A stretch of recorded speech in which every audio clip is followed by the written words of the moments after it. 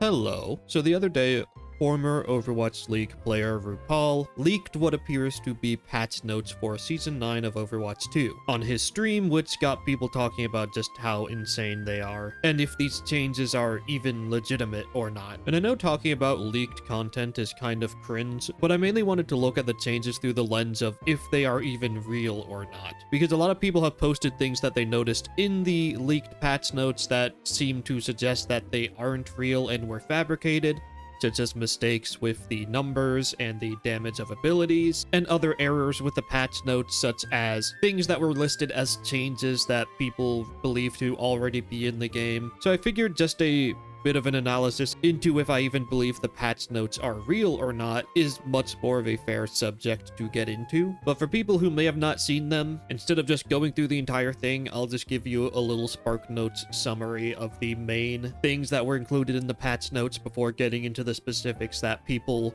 think may lead to the patch notes not being real, and ultimately if I think that they are real or not. So starting with the two biggest changes, every hero in the game is getting their health increased. Some people may have already seen a couple streamers talk about, 175 health Tracer, but basically every hero in the game is going to see their health get upgraded. Supports and DPS are going to see their health increase by about 50 per character, with exceptions, but on average most heroes are going to be getting 50 more health or armor, or sealed depending on, the character. And for tanks, it's going to be closer to 75 to 100, health, sealed armor, whatever. The next biggest thing is that they are increasing the size of basically every single projectile in the game by a decent amount. Different for every type of projectile, but everything's going to be bigger and easier to hit. There's a decent amount of balance changes, but not actually that much. They're mainly targeted towards ultimate abilities for DPS, as well as changes to some of the tanks. But the biggest thing is that there's now a global passive for every hero in the game that they will start to regenerate 20 health per second after not taking damage for 5 seconds. There's also a Pharah rework in there. The support passive is now being changed so that the global healing passive only takes 2.5 seconds for supports instead of the 5 seconds it takes for DPS and tanks. And DPS are getting a new role passive that reduces the healing received if they deal damage to a target. And that's it for the quick version of the leak. If you do want the full thing, it's probably very easy to just Google it and find it on Reddit or something. And also, if you're feeling generous, you can like the video and subscribe. But now getting into some of the things people notice that might mean that these patch notes are in fact fake. Firstly, looking into the different mistakes that are in the leak, because those would make it a little bit more obvious. The first of which being the health increases for different heroes. The health for Cassidy is incorrect. The leak says Cassidy is seeing his health increased from 200 to 250. Meanwhile, as everybody knows, Cassidy in the game right now has 225 health. But this seems to just be a small mistake with the health values, because Bastion, who is directly above Cassidy, is also incorrect. It says that Bastion health is being increased from 225 to 275, but Bastion only has 200 health. He has 300 health total, but only 200 standard health and 100 armor on top of it. So what it looks like happened here is that they just mixed up the health for these two heroes, because Bastion going from 200 to 250 absolutely checks out, as does Cassidy going from 225 to 275. So not really something major that would discredit the leak into being fake. The one thing here with the health that I do think could discredit the leak is that it lists Lifeweaver health being increased from 175 to 200, which is only an increase in 25 health. Meanwhile, every other support is seeing their total health pool increase by 50. And at the start of the health pool update, it specifically says that the total health pool for all heroes, including health, armor, and shields, are increased from around 15% to 20%. And this would kind of make Lifeweaver the only character that's not getting, at least 15%, which does seem kind of strange. The next thing in the leak that I think also is kind of strange is the change for D.Va. Self-destruct. Outer radius maximum damage increased from 900 to 1000. Inner radius range increased from 4 to 6 meters. And this is just something I found kind of strange, because I don't think that I've ever seen D.Va's ultimate be described in this way at all. Then there's also the fact that Diva's ultimate already deals a maximum of 1000 damage, so kind of just very strange wording here on this one change in particular. The next two things that people thought were mistakes that could mean the leaks are fake were involving all of the changes to Pharah. The first of which being Concussion Blast getting changed, including a change that it now deals 30 explosive damage. But a lot of people pointed out that Concussion Blast dealing 30 damage was already something that was in the game. But the difference is that the change explicitly says explosion damage. Currently on the live version of the game, Concussion Blast only deals direct hit damage if you hit someone with the projectile directly. So this change does not contradict with anything that's already in the game. It just means that now, in addition to dealing the 30 direct damage,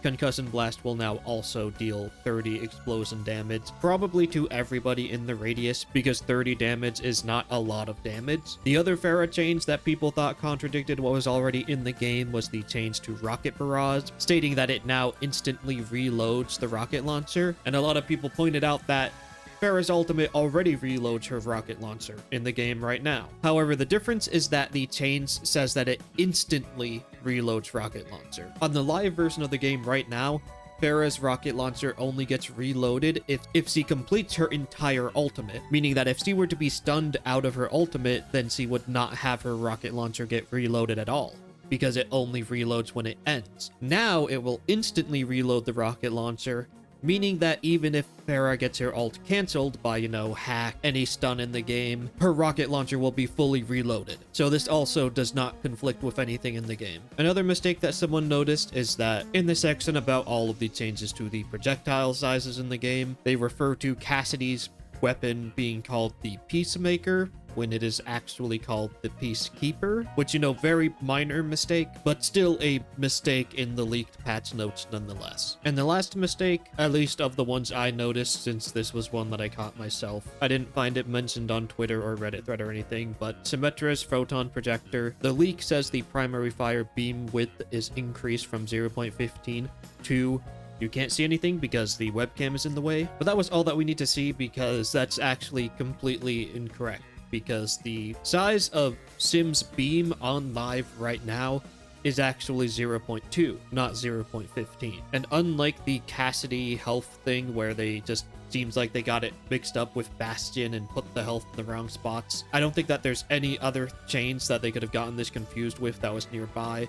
So this is just a very clear mistake for an entire character. So I feel like that's the most damning thing that you could point towards of the leak not being real. Of course, that could also mean that, the Overwatch wiki is wrong, which is very likely. But I mean, that's like the only place you can get information on this, because for some reason Blizzard just does not give us this info in-game anywhere. So out of everything, really only one actual mistake that seems to just be not easily explained away, being the Symmetra error. But now going into more just looking into the patch notes themselves and if these changes just seem too outlandish to be real. The biggest thing is the new role passive, but of course in the screenshots that actually exist online, the new DPS role passive has part of it covered up, but it appears to say that dealing damage reduces healing probably by a certain percentage for blank seconds. You can see for yourself, his face covers up the most important bit of information, and I feel like this is the change that is the most out of place for what they advertise the update as being. In the Director's Take blog post from January 12th, they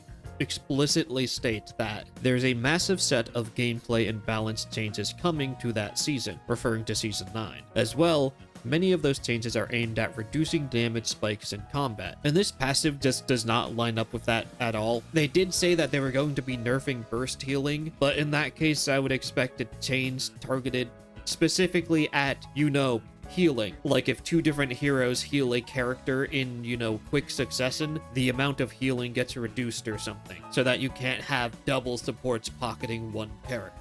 This change seems to make absolutely no sense, because this is just going to completely invalidate half of the tank roster. People talk about, anti-nade being incredibly oppressive all the time, especially for tanks to play against. Imagine just being antied 24/7. Even if it's just a reduced amount of healing, this will just kill tank. It doesn't matter, they just buffed characters. Tank will be borderline unplayable. At least if the change is what it seems like. Of course, half of it is covered up, so who knows? But this change would just absolutely nuke half the tank roster. Barrier tanks would probably be able to get away with it because they block damage with a barrier. They can hide behind their barrier in order to get healed up or wait out the status effect, depending on how long it lasts for. But this change will just absolutely annihilate half of the tank roster that does not tank with barriers. Roadhog will just be dead.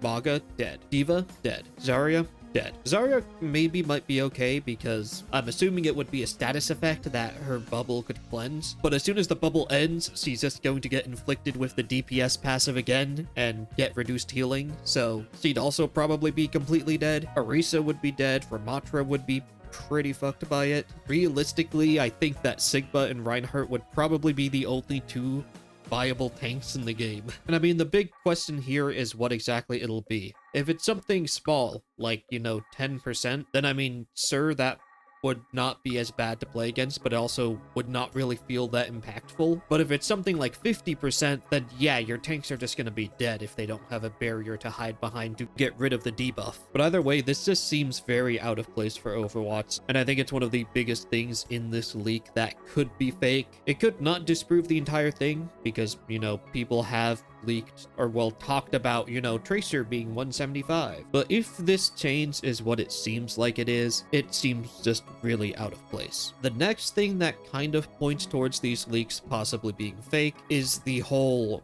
health increase for every character in the game. Now, I do think that this could happen very easily, just because I think that playing a bit more with health values in Overwatch could make it a lot more fun to play. But I mean, going into specifics from the director's take from January 12th, they say that there's a massive set of gameplay and balance changes coming to that season as well.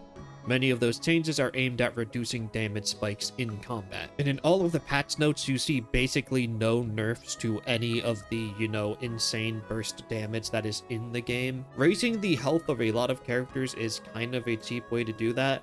But then they immediately counteract that with the projectile buff, which means that it will now be easier to get that burst damage, which just makes it seem really awkward. Just because they did say they were aiming at reducing damage spikes in combat, but they didn't actually reduce the damage spike, they just gave people more health, which is a completely different thing. Increasing everyone's maximum health reduces any insta-kill combos in the game. It does not reduce damage spikes, and there's no nerfs to damage in the game that would really lead into the idea at reducing the amount of damage spikes in combat. Taking a Hanzo log to the head will still deal 240 damage. It's just that now, instead of instantly killing a 200 health hero, that hero is now going to have 250 health, and it will basically just leave them one toe stub away from the grave. I do think that increasing health could be a part of this, but I also think that it would accompany some kind of burst to damage, especially since they are making damage easier to hit, then also actually reducing the amount of burst damage in the game would also help lean into the idea of the changes, because currently it just feels like they gave everybody more health, immediately basically counteracted that by making every single projectile in the game much easier to hit.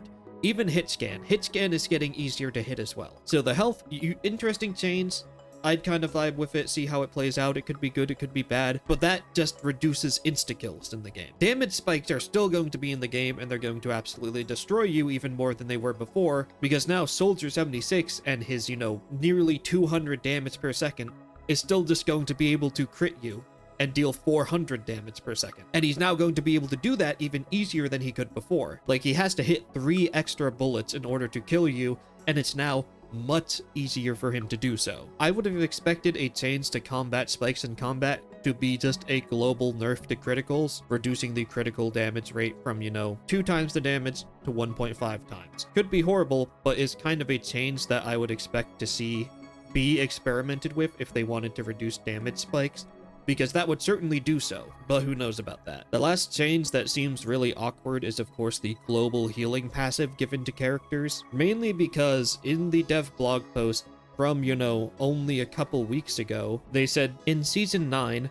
both tank and damage heroes will get a modified, tuned down version of the support healing passive. The global healing passive in the leak is not a tuned down or modified version. 20 health per second is a lot. And I mean, given that, yes, the time it takes to receive the healing is higher than the support passive, the amount of healing is higher than the 15 health per second for the support passive. And I feel like that's not what people would expect from a tuned down version of the support healing passive. I had seen people post online that they, made a scrim just for fun and tested out, 7 seconds of not taking damage to receive 7 healing per second, and said that it felt fine to play with and definitely reduced your reliance on supports to a certain degree. And the change that is in the leaks is like miles above that in terms of how good it is. It also seems out of place that they said it's a modified version of the support passive, not just tuned down, but also modified in some way. Meanwhile, the leak, the version of this passive that they have, is not modified at all. It's technically not even tuned down at all. It's tuned up, but it only takes longer to activate. The leaked passive just kind of seems way too strong. But I mean, random massive changes like this are kind of been what Overwatch 2 has done recently. So yeah, the leaked version of the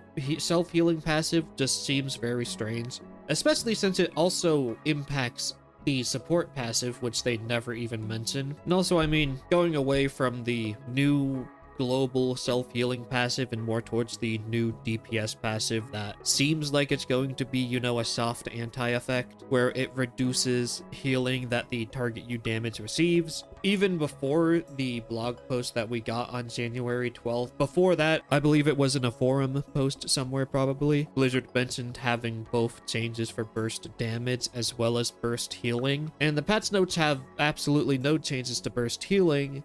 And even the leaked DPS passive is something that wouldn't really target burst healing in particular. It would just target, all healing period. If anything, burst healing would kind of be unaffected because that means that, you could just wait for the status effect to go away and then burst heal someone back up to full. Or, just KarQ Suzu them because that is a cleanse and also burst healing at the same time. Like if the DPS passive gets put into the game, KarQ just becomes like an S tier character for having the cleanse alone. Again, it depends on how strong the DPS passive is because his giant face was covering up, the details about it. But if the game goes from anti-nade being, a 13-second cooldown that a single character has to being something that every single DPS hero outputs 24/7, even if it's a weakened version of it, KarQ is just going to be an S tier character.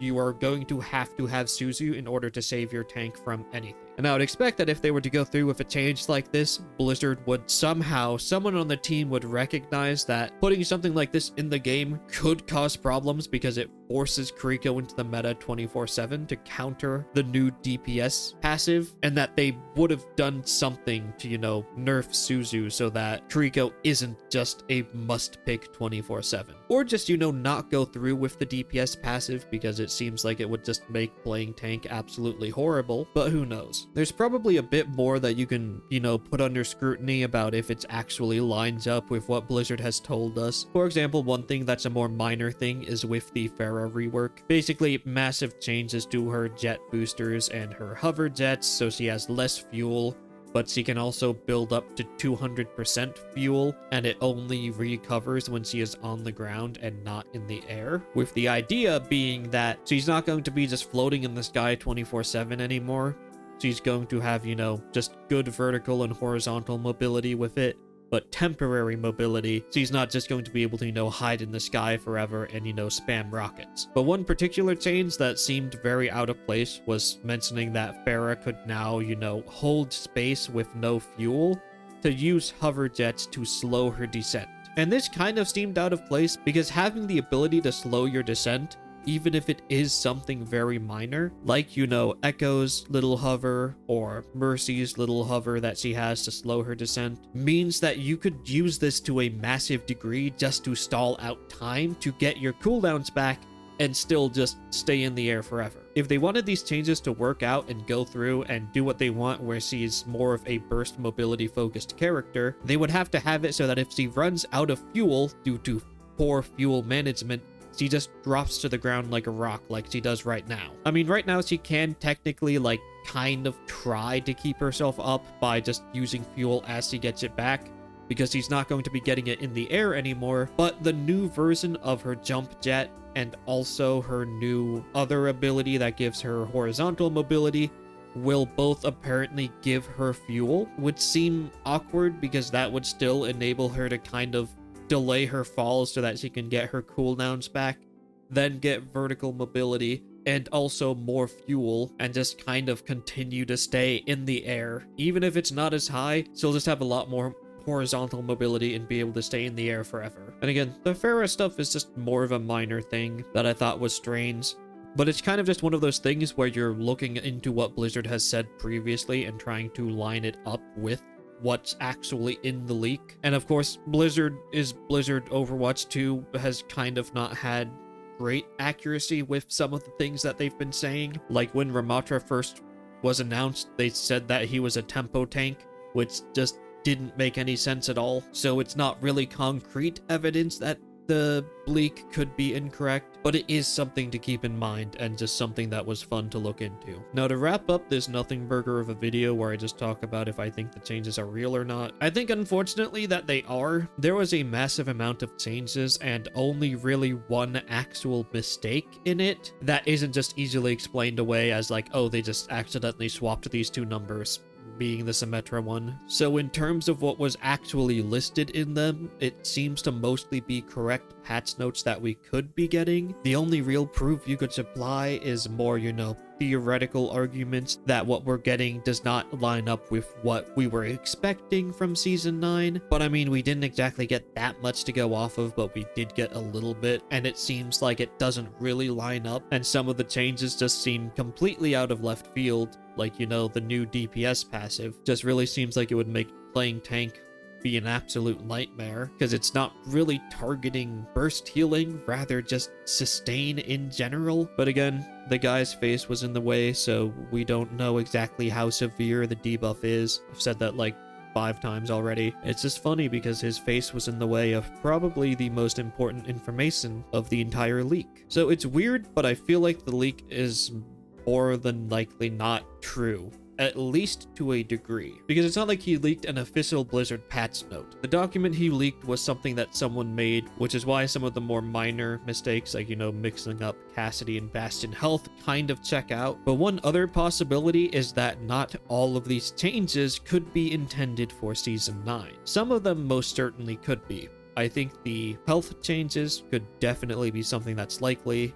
Pharah getting a rework was something that they talked about. That could also be very likely. But in particular, I think that the global healing passive might not be the one that we get in Season 9, or it could be modified further before it actually gets put into the game in Season 9. And also, the DPS passive could also not be coming in Season 9. I think that these changes could possibly instead be meant for a quick play hacked event that just kind of got mixed in with everything and presented like it was all of the changes coming in Season 9. Because I feel like a lot of people have forgotten that, we just had the quick play hack that was focused purely on, making the game faster. Quicker play, as it was called. And in the January 12th blog post, they do finish it off in saying that, in fact, we have one more quick play hacked coming later in Season 8. And in my personal opinion, and what I'm hoping, is that not all of the leaks in the document are going to be the Season 9 changes. Some of them are instead going to be the next quick play hacked, and that the other changes, like, Pharah rework, probably the health increases, maybe something else that people forgot, because, there could always be stuff that was forgotten in the leak, which, that could always happen. Who knows what we're actually getting, but only some of it will be the Season 9 permanent changes that we're getting, and other parts of the leak are just going to be the new quick play hacked that we get in Season 8 before we get into Season 9. I think in particular, the most likely things would be, the really strong version of the self-healing passive, and or the new DPS passive that's basically just a weaker version of anti-nade. I feel like those are the two changes that are the most out of place for what Blizzard have said that they wanted to do in Season 9. So I feel like those could be the more experimental things that we're getting with the quick play hacked. There's always the potential that all of this could be coming with quick play hacked, and this is just a way for them to test it. Because in response to these changes, a lot of people have been like, oh, what if they just actually had, you know, the experimental card where the community could actually test things before they just get put into the game. And I mean, that's what quick play hacked is. Quick play hacked is just, you know, forcing people to do the new experimental card so that they can actually get good data on it and not just push massive changes into the game off of, you know, person playing one game and then thinking like, yeah, that was pretty fun. And then it's just permanently in the game a month later and it's people actually realize that it's horrible then. Like, quick play hacked is just the experimental card. That's the best way of thinking about it. These changes could just be, you know, more souped up versions for the experimental card. They could be changed before the leak for Season 9, because all we know is that we will be getting another quick play hacked and that we have no idea what it will be. It's not like we knew about the other quick play hack, but I think it's more likely than not that a lot of these changes could instead be for the quick play hack, if not everything being for the quick play hack. Who knows? That's just, you know, my opinion on the matter. As for if this will ruin the game if everything turns out to be real, I don't really think so. Actually, that's a lie. I kind of think so. I think it'll ruin the game for tanks. Like, tanks in particular are just going to get absolutely destroyed by the new DPS passive. If it's even remotely strong at all, I think it's just going to be incredibly oppressive to play against. And again, if it is oppressive to play against, supports are just going to be playing DPS heroes more often, because if the DPS passive is pretty beefy, then that means healing will be worth drastically less, and you're just going to have like infinite backline KarQs. Currently, playing DPS KarQ actually is really bad. I've come to realize he's not really a bad character. People just play her in a very bad way, and that is flank KarQ. Kind of awful because you provide no support to your team through healing, which is, you know, kind of really important. This was kind of why KarQ has the worst win rate in the game. Not because she's bad, but because people just play her like a dumbass. And that's kind of why Illari is just really good, because Illari's playstyle is kind of just infinitely better. Because she can go on a flank, but just leave Pylon in a good place for her team, meaning that she's both able to heal her team and just flank and take off angles at the same time, which just makes her a infinitely better character. It doesn't matter that KarQ has the potential to 2-tap, your entire team is gonna die trying to fight a 4v5 while you're doing that. Even if you do get a kill on someone with your stupid ass kunai and ruin their day, your team is fighting a very heavy uphill battle without a support to be healing them, because the game is kind of focused a lot around sustainability right now, and there's a lot of other heroes in the game that can both sustain their team and provide value at the same time. If you want damage, Baptiste is just better. He does damage and can also sustain his team at the same exact time. You want, you know, utility, you have Ana. You want a character that can be aggressive and take off angles while providing utility to their team, you have Illari. But if Blizzard does go down the route of just nerfing all healing in general, then flanking KarQ with kill potential is just going to be the better playstyle for supports now. Because even if they try to just perma-sustain a tank and keep them alive, the DPS passive is just going to make that worth nothing. So the answer goes from, instead of trying to support my team by keeping them alive and giving them sustain, I'm going to support my team by going in and trying to kill people. And KarQ's basically the best support character at doing that. And it also doesn't hurt that Suzu is going to be the only form of burst healing in the game that will still work, because it cleanses negative status effects, meaning that it will presumably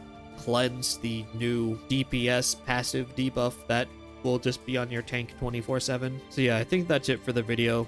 Please like and subscribe if you enjoyed. I'm certainly excited to see what happens in Season 9 and if the leaks is actually real, because I'm not exactly against the idea of Blizzard doing stuff like this, because they have shown that they will walk back on changes if they aren't good. They reworked Mei. She was really bad. They said, fuck it, let's just completely remove the rework from the game. Just revert Mei back to how she was. I feel like if these changes are actually that bad, that they will be changed, if not completely removed, in the near future. I mean, maybe not be completely removed, but maybe parts of it could be removed.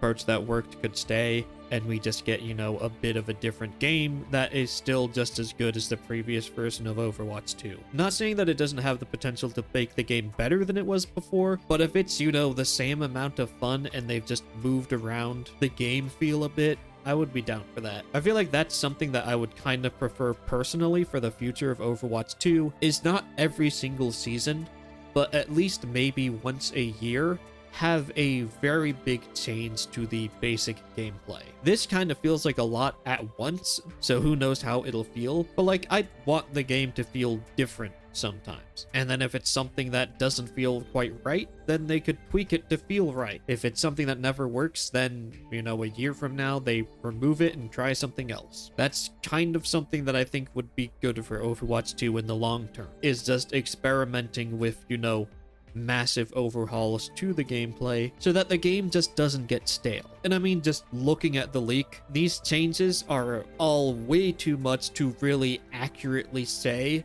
what effect it will have on the game. You can certainly guess, you can try, you can, you know, theorycraft what might happen, but unlike just a small set of balance tweaks like we've gotten with other seasons, maybe a hero getting reworked, this is like a massive change for the game. Kind of the equivalent of going from 6v6 to 5v5. And again, people forget that if we do allow Blizzard to go with massive overhauls to the game like this, I don't think that there's any reason why they wouldn't just test out going back to 6v6. If these changes do make the game more stable and less spiky with the insane amounts of burst damage and burst healing in the game, which is, you know, what they said that they wanted to accomplish, if this is even gonna do that anymore, then I feel like having a more stable game really opens up the opportunity to easily just slot another tank back into the roster with very minor tweaks. Like, if they get the game feeling fine enough, I don't see why they couldn't just let people have 2 tanks again, even with their insane abilities that they have now. If the game with its damage and healing output is just a lot more stable, it's something that they could very easily balance around. So I'm for changes like this, and I hope that not every season, because that would be a little bit too much, but maybe, you know, every year we have a season that just completely overhauls something that we have in the game, or adds something completely new. Add a new type of health to the game and give it to certain heroes. Or, you know, a brand new mechanic, like a new passive that every hero has, or something like that. Seems like it could be fun. I feel like I already said it, but I'll say it again. Please like and subscribe if you enjoyed. I just enjoyed chatting about the game. And just as a quick TLDR, for people who might just want to skip to the end and see it, if you do skip to the end and just watch this, please do like, subscribe, and comment. Maybe not subscribe if you don't really want to, but at least just like and leave a comment telling me your favorite Overwatch hero or something if you like Winton. So here's the TLDR. The leak seems to be real. There are very few obvious mistakes in the numbers listed for any of the abilities that can't just be explained away from being a mistake by whoever put together the list, because it is not, you know, an official thing made by Blizzard. It was just someone who played the servers and then just tried to put this together from memory. And with that in mind, I do think that not all of these changes could be coming in Season 9. There is another quick play hacked coming in Season 8 before we get to Season 9, similar to the quicker play version that we got earlier. And I think it's likely that some of these changes could have been intended for the quick play hacked and not for Season 9, but they were just all mixed together as a leak for Season 9. The most likely changes for this, I think, would be the global self-healing passive. The version that we actually get in Season 9 could be very different than the one that was leaked, and also the new DPS passive could also be something that was intended to be tested in the quick play hack and not just be a core gameplay change of Season 9. And this is just assuming that the leak is real. Still a lot of potential for it to be fake. Just because nothing was wrong doesn't mean it couldn't have been faked well. There was an actual mistake with the beam size for Symmetra just being completely wrong and with no obvious reason why it would be wrong. But I mean, out of every single change, that was really the only one that was actually a mistake. But I feel like at least the changes to health and the balance changes could be what's actually meant for Season 9, assuming that some of the other stuff is meant for a quick play hacked instead. The projectiles changes I'm pretty unsure about without another change that nerfs damage output in the game. Aside from, just giving every character a little bit more health, it seems rather unhealthy for the game to make damage more consistent while also not nerfing it at all. So it could be that it was also intended for the quicker play hack, but this is all just speculation. Really, all we can do is speculate. But I do believe that some of the changes will be Season 9. Some of them are meant for a quick play hack that were either intentionally or inadvertently mixed into the leak to make it appear as though they were all intended for Season 9. Kind of a bad TLDR, but I tried. Now, one last little side topic to wrap this up, mainly because I didn't talk about it and I think it's something that deserves to be explored.